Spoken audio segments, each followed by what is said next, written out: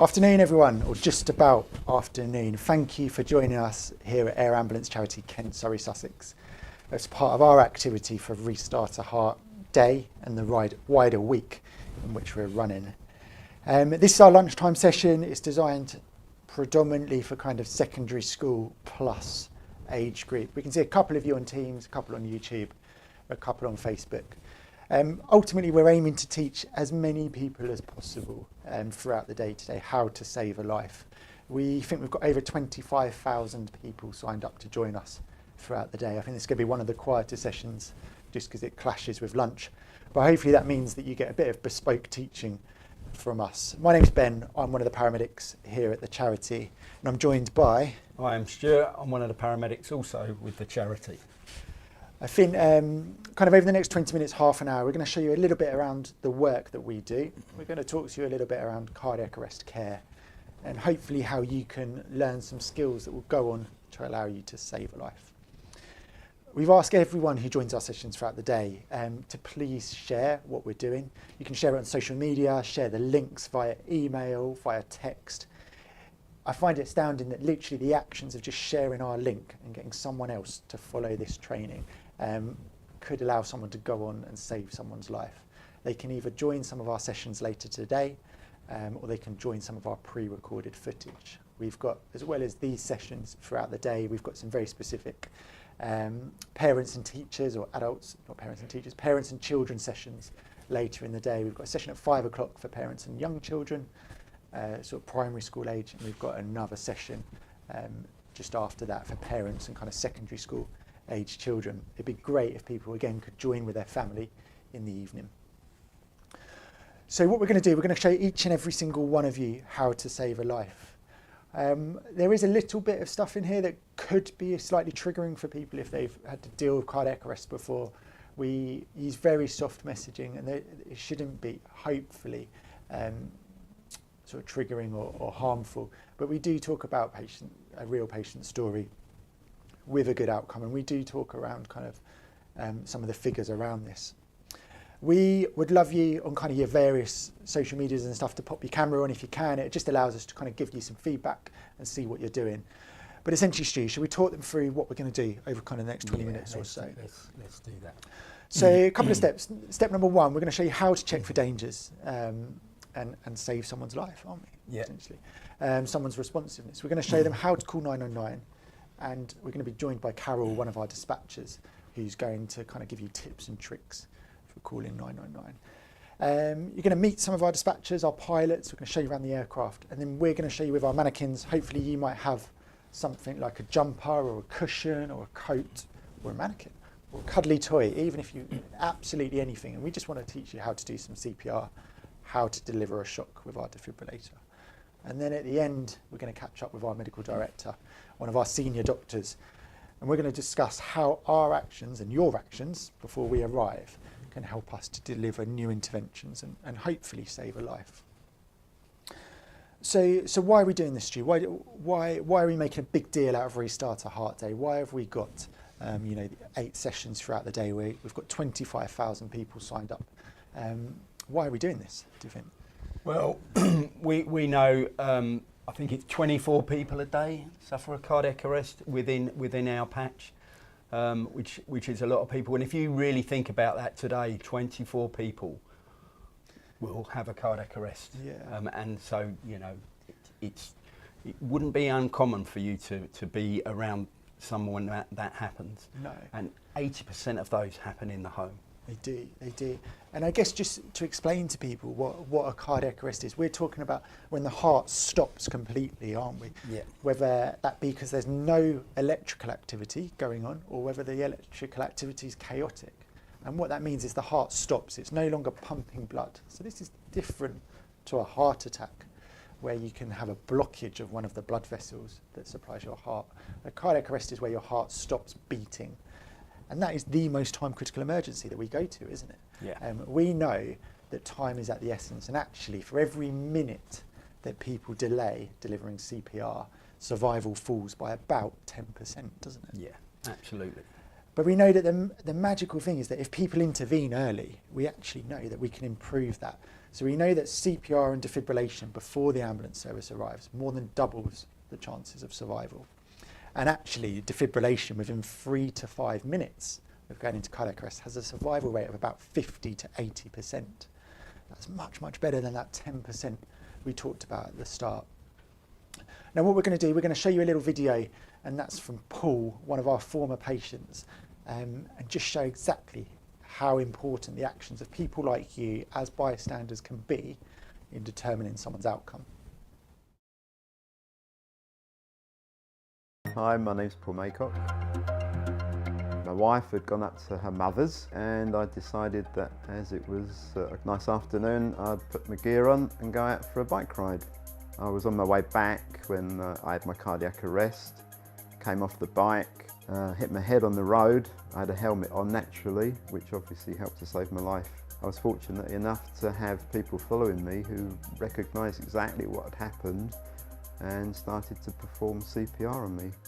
So when the call came in, the initial information that we were given was this was a cyclist who had been found unconscious. Once we got to scene, we understood that Paul had a heartbeat back after being shocked with a defibrillator a number of times.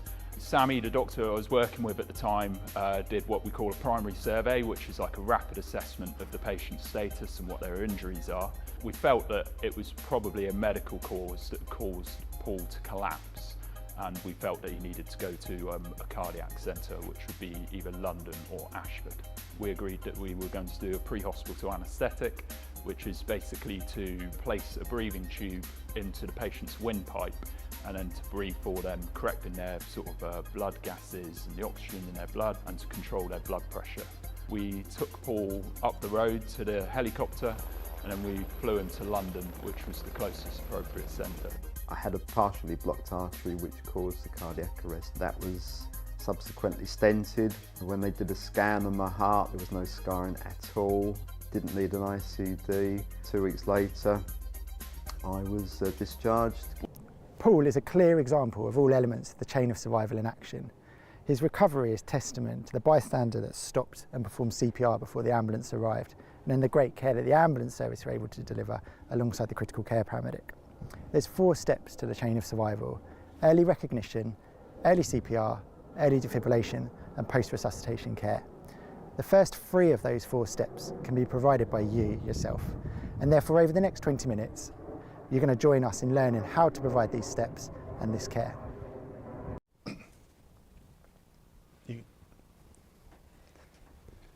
Lovely, welcome back. So I guess having seen how important CPR is and the difference that you can make as bystanders, we're going to show you some of the initial steps in essentially becoming a lifesaver and hopefully helping us to save even more lives.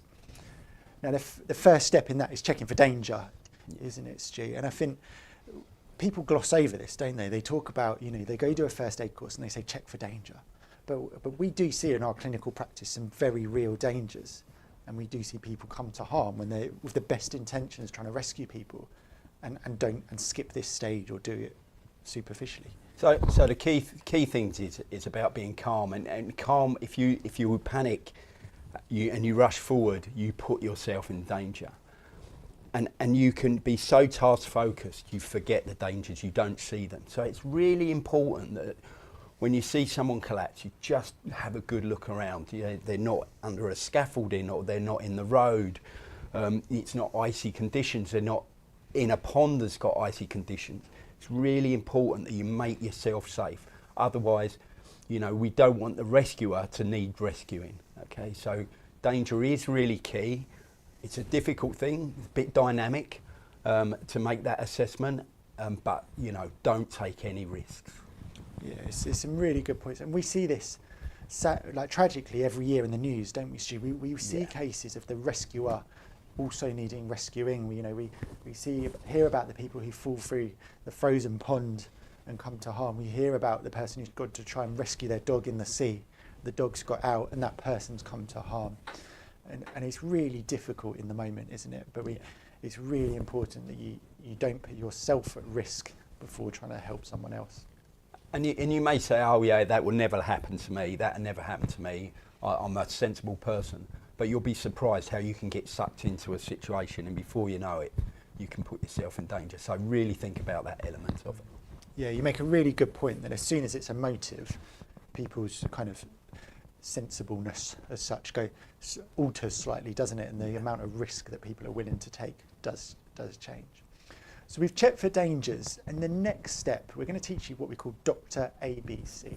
So we check for D for danger. The next bit's the R for response. Okay, so we're going to teach you how to check for a response for someone. So you've found someone who's collapsed, you've checked for danger and it's safe to approach. The first thing you want to do is try and get a response from them. You want to know if they're breathing and everything else, and this all stems from checking from a response. It could be that the person is literally just asleep, for all we know. So there's two ways to check for a response. Stu, do you want to talk us through the first way of checking for a response? So you can just talk to them loudly, shake and give them a little shake and shout at them. Can you hear me? Can you hear me? And you need to be loud, and you need to be confident. Being quiet, if they're asleep, they're not going to hear you. Having that, put your hand on them so they actually feel you. They may be deaf, so they may not be able to hear your visual clues. So putting your hand and give them a little shake at the same time, can you hear me, may cause a response. Yeah, and you make some really good points around, as well as trying to sort of shout at them and hear if they'll wake up from a verbal point of view, we can use kind of a physical stimulus to see it. It might be that their medical condition, like you say, stops them from hearing you. It might be that they're slightly more deeply unconscious. I think they need some physical stimulus in order to wake up. So exactly, that shake and shout, a gentle shake on their shoulders. Yeah. If you feel it's safe to, if not, you could use like a leg or an arm if you don't want to get as close to the person, and yeah, shout loudly. Now, I guess once they've checked for danger and checked for response, if that person doesn't wake up, then they're going to need some help at that point. If the person wakes up, then clearly you're going to be able to make some decisions around what happens next. But if the person's not responding to you, then you're going to need help, and you need it quickly. And clearly, calling 999 is on paper a fairly straightforward process. You dial that number, you go through to the ambulance service, and one of our emergency call handlers will help you through that, and they will take some information and dispatch. But what we hear time and time again, don't we, is actually people getting panicked, understandably, and we want to give you some tips and tricks around how you can sort of manage that process and get help to yourself as quickly as possible. Now, we've got a range of people joining us on this live stream. We've got secondary school students, but we've also got some teachers, we've got some adults. And so my kind of challenge to you, my questions is around your process. So in our clinical practice, we definitely know the organisations, the buildings, the groups, the workplaces that we go into that have a well-drilled process for getting help. And what I want you to think about is, in your workplace, school, wherever you are, how quickly could you get someone confident enough to do CPR next to someone who's collapsed? And how quickly could you get a defibrillator to the furthest parts of your organisation? Now what we're going to do, we're going to hand you over to Carol, who's one of our dispatchers in our working in the ambulance control room. You're going to hear a little bit of noise in the background, which is actually the 999 calls ongoing, but she's going to give you some tips and tricks around calling 999. Hello, my name's Carol. I am a dispatcher for the Air Ambulance Kent Surrey in Sussex. Today I'm going to tell you how you can call and stay calm in an emergency. So firstly, you need to speak clearly. If possible, call from a landline. So once you know your address, what are the first two questions the call taker will ask you? So they will ask, is the patient conscious and is the patient breathing? Once you've opened the door, you go straight back to the person. Afterwards, you don't stop the CPR until the ambulance crew arrive and take over from you. So also you need to think of the risks. Is there a second person available? Can they wave the ambulance crew down? So just a short recap, you will be asked, is the patient conscious and is the patient breathing? You need to know your address. Open the door when you are told to. Have someone meet and wave down the ambulance crew. And if you can, put away any family pets. you're going to do it, I'll just do what we're doing. Lovely. Welcome back, everybody. So Carol gave us a couple of tips there. Carol's like I said, one of our dispatchers in the control room. She will have listened to, I imagine, tens of thousands of 999 calls. So Carol gave us some tips. Stu, what's your big tips? I guess as a paramedic, also sitting in the control room occasionally, we work there, don't we? What are your tips for the people out there? So for me, it's just remember these 3 C's. Be calm. Okay, being calm gives you time to think. Be confident. Be confident to do the CPR that we're going to teach you today. And don't forget, be careful. Think of the dangers around you. So they're the 3 things I think would be my key messaging. Yeah, I really like that. And I think, you know, you've hit the nail on the head around hope. The big one is that one in the middle, remaining confident. We don't want you to be an expert today. If you can be, fantastic. But today is about building confidence. If this ever happened, you're always going to call 999. And there's always going to be a call handler on the end of the phone who's essentially your buddy. Their goal is to help you to save a life. So they will talk you through things. They will reassure you. They will keep you calm. And we can see on the chat that some of you have had to perform this before. And I'm sure it will have been the case that the call handler just helped you to remain calm, helped you to talk through things. They're on your side. We just want you to be confident and be able to come forward and just help offer some care. So now that we've talked about calling 999, the next step in the process for us as an air ambulance is sending our aircraft to deliver our doctors and paramedics to the scene as quickly as possible. So we're going to show you a little bit around our helicopter. We're going to hand over to Suji, who's one of our pilots, and he's going to tell you a little bit around essentially what our aircraft is and the special dispensations that allow us to be one of the few air ambulances that fly 24 hours a day, so through the nights, and also the bits that allow us to get through controlled airspace, such as at Gatwick, and get to patients as quickly as we can. I'm going to hand you over to Suji. Hello everyone, my name's Suji. I'm one of the pilots here at KSS, and I'm here to give you a little bit of information about the aircraft that we fly, the Augusta Western 169 that you can see behind me. It's a very sleek, very fast aircraft. It travels at about 170 miles an hour, which allows us to cover all 3 counties within 30 minutes. So Margate is the furthest east that we go, and we can get there from Redhill in about 30 minutes, especially seeing as there are no traffic light speed cameras or traffic jams. This is a real advantage of getting our critical care and our paramedic and doctor to a patient as fast as we possibly can, which is our main target.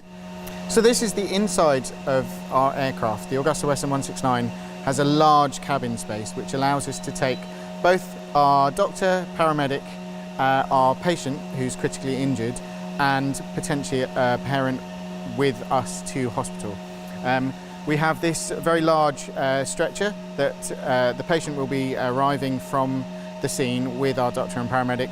They slide in over the top of here. They then get hooked up onto a ventilator and a monitor system, as you can see in the background. We then push this in, rotate it in, and slide the passenger into the centre of the aircraft with all the straps on. We get our doctor and our paramedic on board, and then we take off and take them to hospital as fast as we possibly can. As you can see, it may look relatively small from the outside, but it is one of the largest ones that is around in the air ambulance industry, and it works very well for us. When we're on our missions, we go between our base and our patient, but sometimes we have to travel through a Gatwick airspace, and we use an alpha call sign instead of blue lights, because that allows air traffic control to prioritise us over other air traffic, and occasionally allow us, or usually allow us, to fly a straight line from our first point to our second point, so it cuts down the time significantly. We also fly at night, which is why we have 2 pilots. It's also a complex aircraft. So at night we use night vision goggles, and we use a very bright light on the front so that we can provide a 24-hour service to the communities. We still can get to everywhere in the 3 counties at night, and we do it as fast and safely as possible. Our target time during the day is 5 minutes to launch from the call coming in, and at night we have a little bit of extended planning because we need to look more carefully at the sites that we go to. Thank you very much. Okay, lovely. Welcome back. So what we're going to do, we're just going to recap what we've done so far, just to kind of get us all on the same page. So the first thing we did was we checked for danger. We talked a lot around dangers and making sure that you're safe before you do anything else. We talked about checking for a response, the R in our Dr. ABC. You know, we talked about shaking and shouting and getting a response from our patients. And then we spoke to Carol, one of our dispatchers. She gave you some tips and tricks around calling 999. And the final step that we've just done is we spoke to Suji, who told us a little bit around our helicopter and essentially the skills that our pilots use to get our medical team to patients as fast as we can across the southeast. But ultimately now we need your help. This is the whole focus of today. We know that our aircraft can get anywhere within the southeast within 30 minutes. But as we've demonstrated for people in cardiac arrest, time is absolutely critical.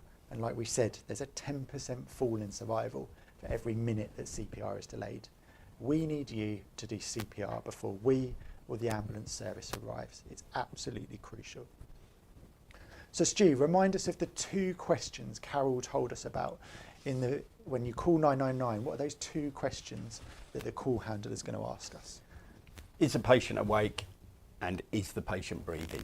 Yeah, exactly. And we've already shown the team how to tell if someone's awake. We've talked about that shake and shout. But is the person breathing is difficult. You'll notice we're not telling you to check for a pulse. We don't ask anybody to check for a pulse anymore because we know that people find it difficult and challenging. All we want to know is if the person's breathing normally. Okay. Now to do this, the main thing you need to do is you need to do a head tilt chin lift. So tilt the head back, okay, that will open their airway, and then we're going to check their breathing, okay. Now what we want to know is if they're breathing normally, and breathing normally is really, really simple.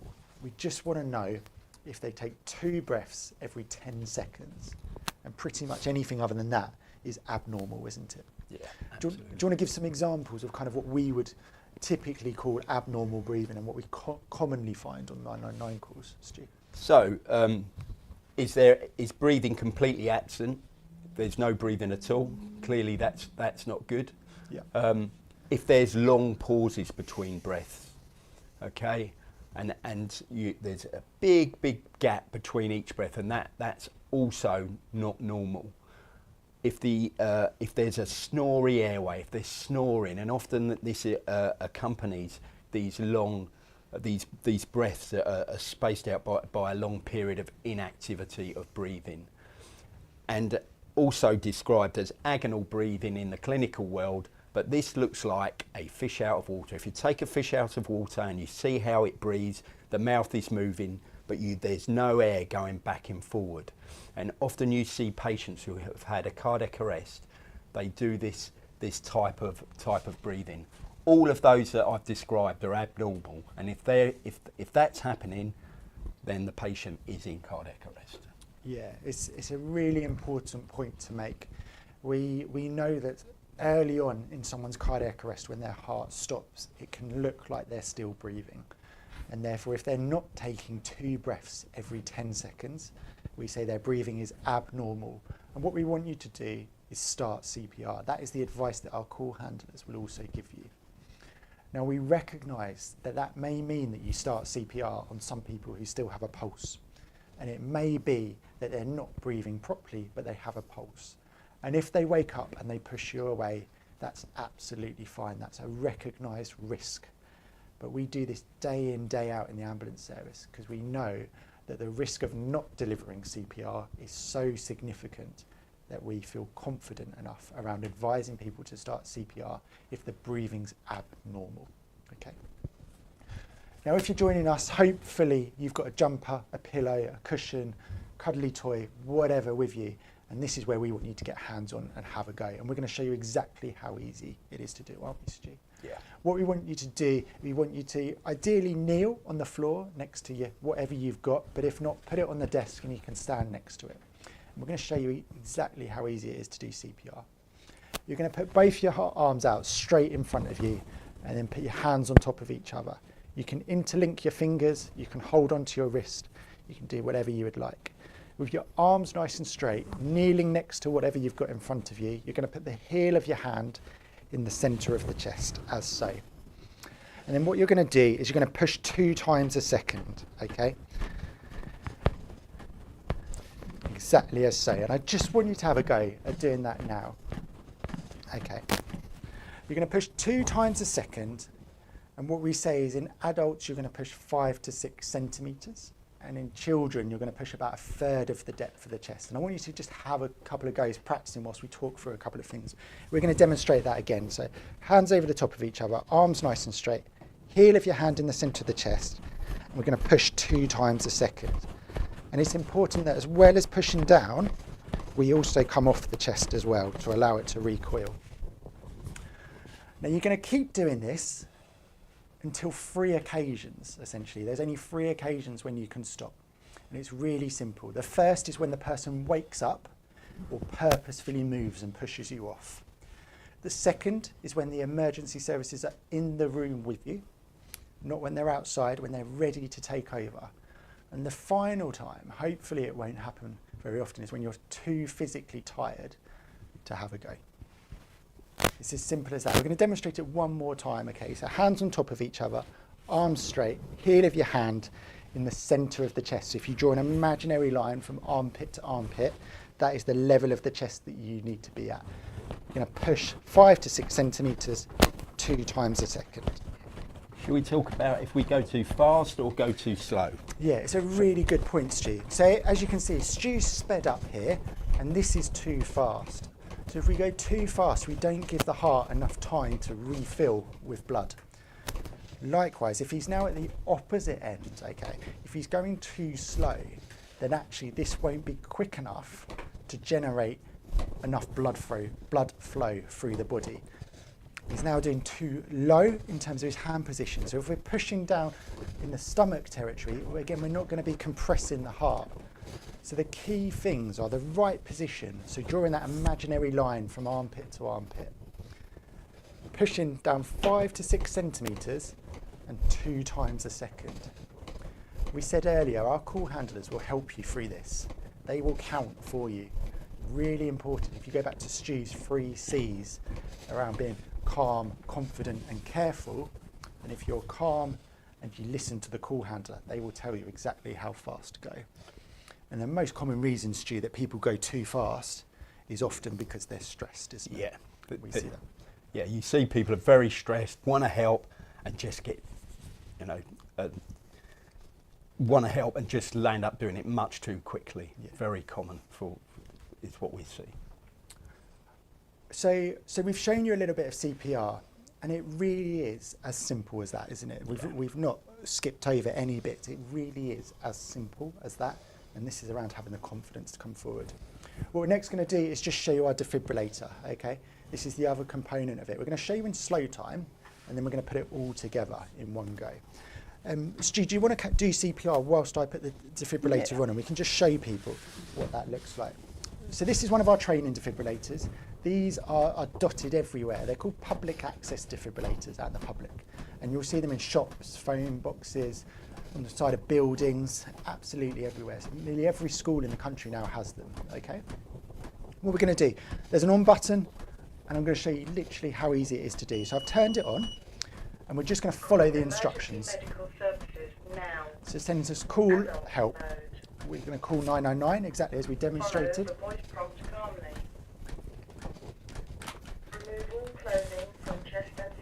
So remove the patient's clothing. We need to get down to skin level, and there will be things like scissors and stuff with these to cut clothing if needs be. You're going to take out the 2 pads, and you're going to have 2 pads. They've got pictures on them showing you exactly where to put them, okay? So pad number 1 on here tells me it needs to go in the top right of the chest. We've stuck number 1 down. Pad number 2, there's a picture, and it goes underneath the left armpit, okay, as so. All right.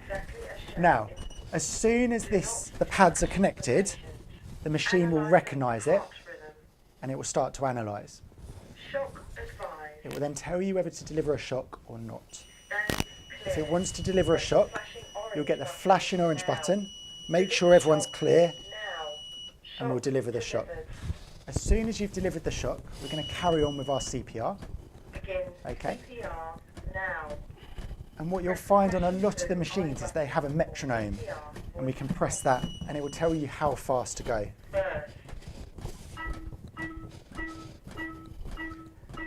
And that is all there is to it. We're going to stop there and turn that off. System shutting down. It is absolutely as simple as that. Okay. Now we're just going to pop this away and we're going to do a quick run through from start to finish, just to show you what that looks like with everything together. I guess the really key thing to emphasise here, Stu, is can anybody deliver a shock to someone with a pulse with one of these? Absolutely. We know even young children have the ability to use the defib. Yeah. It's very, very simple.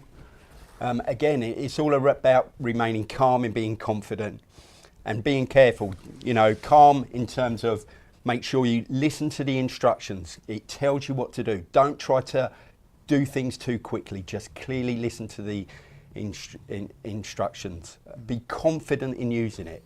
These are really good, simple pieces of equipment that you can use. Anybody can use these pieces of equipment.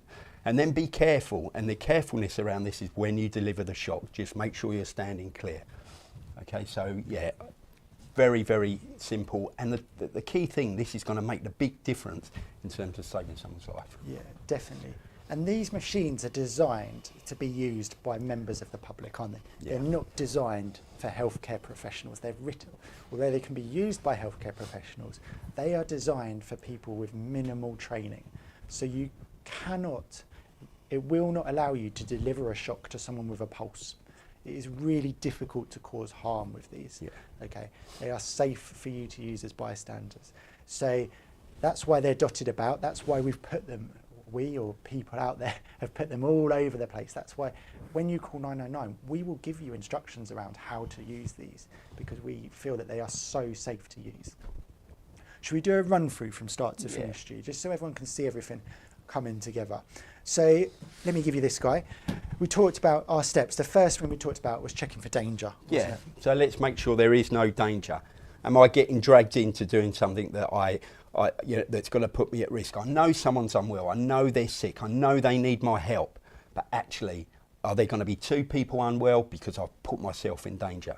Or am I going to be a safe rescuer? Perfect. We're going to check for a response, and you're going to demonstrate that. We do a shake and a shout, don't we? So open the airway quickly, and can you hear me? Can you hear me? Got no response.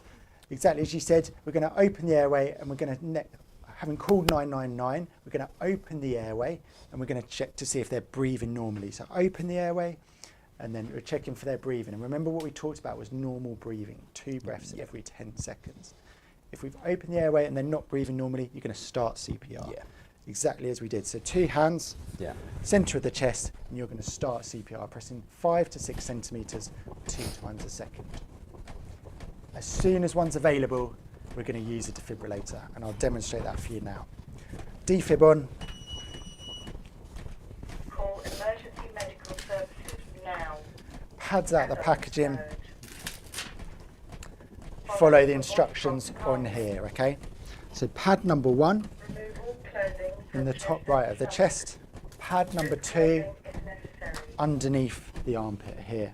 Take out the Okay. pads from the bottom Stick of the pads down as firmly as we can, and as soon as the pads are on, the patient. the machine starts to analyse. Analysing heart rhythm. We let it analyse. Shock advised.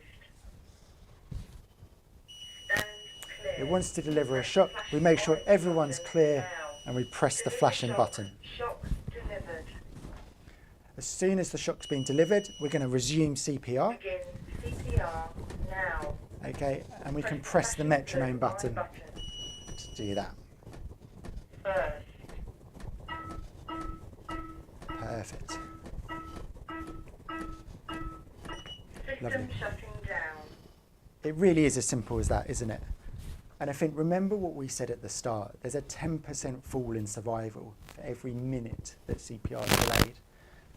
We said if people get CPR and defibrillation before the ambulance arrives, it more than doubles the chances of survival. And the other thing that we talked about was if someone gets defibrillation within 3 to 5 minutes of onset of cardiac arrest, they have a survival rate of 50 to 80%. Okay. We said about this at the start, the first 3 steps of that chain of survival can be completed by you. And we've literally just taught you how to do that. The final thing we're going to do, we're going to hand over to Duncan, one of our medical directors, or our medical director, one of our doctors, who's going to talk a little bit around the future, what we're trying to deliver. But a lot of this depends on the actions of people like you before we get there. We're going to play the video from Duncan, and then if you've got any questions in the chat, please type them away, and we'll just do a quick Q&A at the end. Thank you. For joining us today and forming part of our army of lifesavers that we're trying to create across the Southeast. Now, I'm joined by Duncan, one of our doctors here at KSS, and what we want to discuss over just the next couple of minutes is what we're doing to try and help cardiac arrest survival within the Southeast. Now that you are all helping us with that chain of survival in the first few steps that we've talked about, we're going to tell you what we're doing to kind of support you in that 4th step. Now, Duncan, we've spent the whole day training people. We spent last year training people and trained literally thousands of people how to do CPR. And I think there's many people out there that think it's just too difficult. They're worried about performing it. What can you say about, the importance of it and what it means to us as a charity? So early CPR, chest compressions and early defibrillation is the key part in increasing survival in patients who have cardiac arrest. And we can't stress that enough. And we know that it doesn't matter how old you are, it doesn't matter what your background is, everybody can play a part in delivering that. It doesn't matter whether you're 7 or 79 or 90, everyone can perform CPR and everyone can use a defibrillator and everyone can be a lifesaver. Yeah. And in terms of what we're doing, we've talked, the team have learned about the chain of survival today. And that 4th step, the post-resuscitation care, and also the advanced therapies that we can deliver. We're looking at pre-hospital ECMO, aren't we? Or certainly in the early phases of exploring that. Could you just, simply explain what that means and why it's still really important that everyone does those first steps that we've talked about today? Yeah, so you're right. We are looking at new interventions to increase survival from cardiac arrest. And one of those, as you mentioned, is ECMO. And ECMO is a machine that we can now carry to the scene. The machines are now small enough that we could carry it in the helicopter. And that works as a mechanical substitute for the heart working as a pump. And it's a really exciting technology. We're not sure exactly how we'll be able to deliver that, but it's certainly something we're looking at. But the key part to ECMO and all of the innovations in terms of how we manage and how we improve survival from cardiac arrest, all of them are dependent on the patients receiving early good quality CPR. And that's the part that the public can play a really important role in, because without that early CPR, the interventions that we might be able to bring to the patients are going to be far, far less effective. Completely agree. And I think the other thing to talk about is, the team would have learned about the chain of survival. And we talked about that 3rd step, the early use of a defibrillator. But what we know is that sometimes there's not one immediately available. And so we've started to look at something around drones, haven't we, around that? Can you just explain a bit more about what that might look like? So as I say, we know that early defibrillation is really important in improving survival, and access to a defibrillator is a really important part in that. There are public access defibrillators, but not everyone will have one close to where their loved one or a member of the public has their cardiac arrest. So we're looking at ways that we might be able to deliver a defibrillator to scene even more quickly than we can through the helicopter. And drones is one way of doing that. There's some complexity around the use of drones, but we're working with the Civil Aviation Authority to see what we can do around that really important part of getting the defibrillator early to the patient. And I guess kind of the last step for me is talking about what we deliver at the moment, isn't it? And again, that 4th step on the chain of survival, the post-resuscitation care. We already provide advanced post-resuscitation care as a critical care service. We've talked about what's the future, but what do we provide at the moment? What does that mean for patients out there? Yeah, so the air ambulance team bring a number of different skills to the patient, particularly around the cardiac arrest patients. We have equipment with us and skills with us to be able to monitor blood pressure at every beat of the heart. And that helps us really give the heart the best chance of recovery. And we can also deliver an emergency general anaesthetic on the scene, which is an intervention that is usually done only in hospital. And again, that allows us to control the patient's breathing, how much oxygen they're getting, and it makes sure that they're as comfortable as they can be after a cardiac arrest. So those are really important interventions, and they can improve outcome themselves. But I would just really stress that the most important bit is the early CPR, the early defibrillation, and without those two things, which the public can really help us with, our interventions are much less successful. Agreed. I think, you know, our take when we're writing this programme is that this is a team effort, isn't it? This isn't, you know, the community doing their work or us doing our bits. It's a team effort and everyone working together to save a life. Yeah, absolutely. So I guess the final thing to say is thank you for joining us today. You know, we've learned a number of things. We talked about the chain of survival, and ultimately, hopefully, we've now got thousands of extra lifesavers out there helping us to save even more lives in the community. Thank you.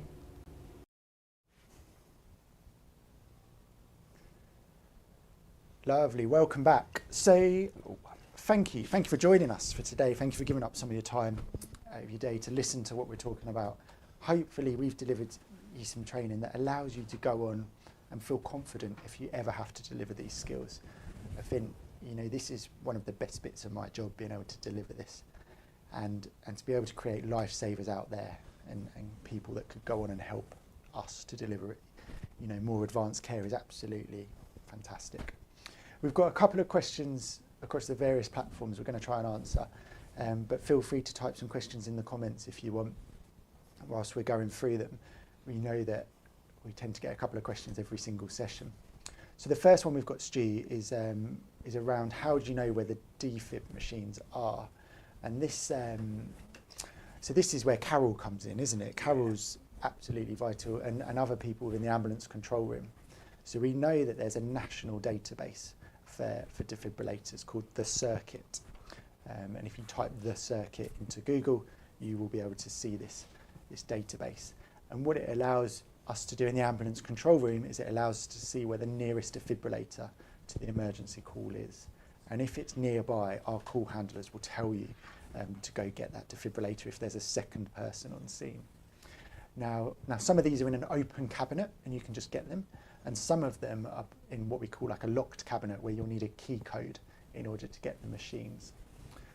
If you need that key code, the ambulance call handler will tell you the code in order to access the machine and get it, because it was a bit like we said earlier, isn't it? The defibrillation is the other side of the puzzle, and being able to do CPR and defibrillation before the ambulance arrives really does improve survival rate. And I think the other half of that is if you're an organisation who hasn't registered their defibrillator on the circuit, so that national database, I'd really encourage you to do it, because you could have someone collapse just up the road from your workplace, and they might need that. That could be life-saving. But if the ambulance service don't know that your defibrillator is there, they won't be able to send someone to go and get it. What else have we got in the questions? So we've got, Stu, do you want to take the next one? It's around, could you hurt someone by doing this? You know, what if you break ribs? Could you hurt someone? So yeah, you can break ribs if you're doing the chest compressions effectively. There's always the risk that you can break ribs, but it's an accepted risk. We know the benefit outweighs the potential harm of breaking those ribs by doing the chest compressions. We know to effectively push that blood around, perfuse the brain, spread the oxygen around, that oxygenated blood that's in the circulatory system. We know that's really key, and that needs to be done by nice, strong, quality chest compressions. And we know it's an accepted risk that we may break ribs. Yeah. So someone else has also wrote essentially, what if I get it wrong? And I think people worry about this, don't they? They worry about doing the wrong thing. Now, we've shown you very simply how to do things, and I think hopefully what you've got from some of our messaging, that actually doing nothing is sometimes the worst thing. And when someone's not breathing or not got a pulse, then actually the situation can't get much worse, and therefore you are completely supported to do your best efforts. We recognise that you're not healthcare professionals and that you're doing your best. And actually the law in the UK recognises that. We've not seen anybody be sued for trying to be helpful and provide CPR. We just don't see that when you look through kind of Google and all the other search engines. You just cannot find evidence of it. And I'm sure if you're the confident one to step up and start the chest compressions, because you're the calm one and the confident one to do that, other people will follow. You can be a leader here and other people will follow, and before you know it, you'll have people around you helping you. And that will help you when you're getting tired. Someone else can help you with the chest compressions. So yeah, be confident. Yeah. So we've got another question coming in. I'm just going to touch on something as well. Kind of you have another role within the charity in aftercare, don't you? Looking after people afterwards. And I think what we sometimes find is people almost have a little bit of regret around not knowing what to do, don't they? And I think this is a really powerful thing that we're trying to do, isn't it? We're trying to essentially avoid that for people, aren't we? Give them the skills so they've got the confidence. You don't get a choice, do you? This happens very suddenly, and it's giving people the confidence, isn't it? And hopefully they then know that they've done the best in that moment. And one of the questions, am I hurting a patient when I'm doing these chest compressions? Now, me and Ben have met many survivors, and they're pleased they're survivors, obviously, but they don't remember the chest compressions. Okay, so it's important that they don't have any pain at that time. Okay, so doing chest compressions, you're not going to hurt the patient either. Cool, there's two more questions I can see on the screen. We've got one that says, what happened about mouth to mouth? So is this not needed anymore? It's a really good point, and actually something we've not addressed at all as we've talked today. So mouth to mouth completely disappeared from all guidelines a couple of years ago, and this was compounded a little bit by COVID as well. But we know from the data that although we will still provide ventilations as a medical team, with some of our equipment, we know that if we ask bystanders to perform mouth to mouth, it puts them off coming forward, doesn't it? And actually, yes, there's some data suggesting that if we ask people to do mouth to mouth, they actually just do nothing, and they don't do CPR. So we know that the blood circulating in your body has a little bit of oxygen in it, and therefore you've got a period of time where just doing chest compressions will allow you to circulate blood that isn't perfectly enriched with oxygen, but does have some oxygen within it.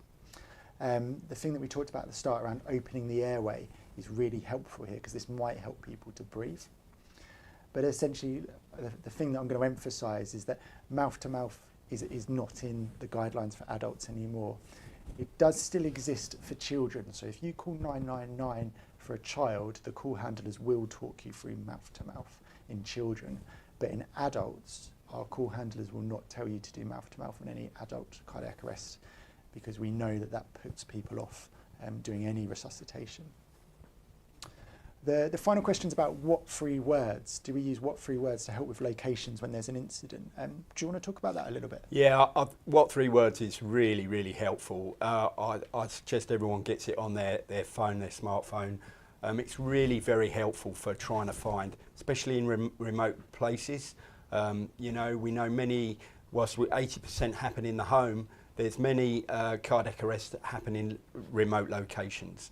You know, cyclists out on bikes, golfers, all sorts of activities that people are doing may have a cardiac arrest, and they're not by any clear locations that can be identified. So what three words is massively helpful for the ambulance service and for us as a charity, so we can identify where the patient is. So I'd recommend that you download that on your phone. Yeah, and we hear that sometimes in the ambulance control room, don't we? We say you don't have to have the app on your phone. It helps us, it does speed things up, and we do sometimes hear people call, and before even prompted, they say, this is my what three words, this is where I am. But if you don't have it on your phone, the call handler can send you a link to click on, and that will give us your what three words. We use this probably on a daily basis, don't we? Yeah. It is now kind of business as usual for us, and it's been absolutely transformational for what we've done. Team, have we got any more questions coming in? Nothing obvious coming in. What we'll do is we'll stay on the chat, We're going to end the session now, but we'll stay on the chat for the next couple of minutes. And if anything trickles in at the end, we'll try and answer those on the chat. I guess the final thing to say is just thank you so much for giving up some of your time and for joining us today. It sounds a little bit cliche, but the skills that we've taught you over the last half an hour or so really could save someone's life. And sharing this information with someone else, encouraging other people to go to our website and follow up on kind of, go to our website, look at our pre-recorded sessions, could be absolutely transformational for someone. The final thing I want to do is just direct you to what we call our parent and child sessions tonight. So that be, or adult and child sessions. So we've got one at 5 o'clock based for primary school children and their adults at home. So if you're an older sibling, an adult parent, whoever you are and you've got a young child at home, please join us on this session at 5 o'clock. We make a little interactive session for the pair of you. And we've got one immediately after that as well for slightly older children, kind of key stage 3, so 11 years old upwards. And again, with their adults. We want to see the whole family on the session tonight. This is a family set of skills, and we want you to essentially support us. Thanks very much for joining and supporting us. We really couldn't do what we do without you. Thank you.